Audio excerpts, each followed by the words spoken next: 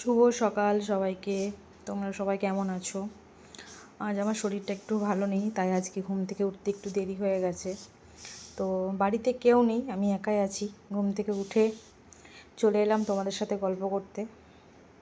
একা আছি তো, তাই আর ভালো লাগছে না, কী করব বলো।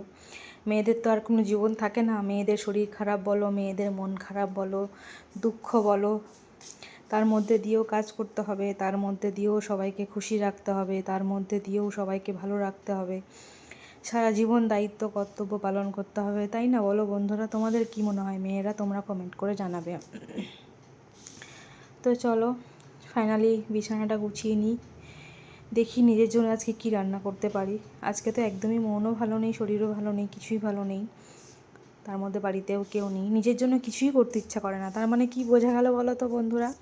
মেয়েদের নিজস্ব কোনো জীবন থাকে না। সবাই থাকলে মেয়েরা খায়, সবাই থাকলে মেয়েরা রান্না করে, সবাই ভালো থাকলে মেয়েরা ভালো থাকে।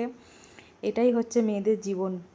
তো চলো, বিছানাটা গোছানো হয়ে গেছে, নিজের জন্য একটু গ্রিন টি করে নিলাম।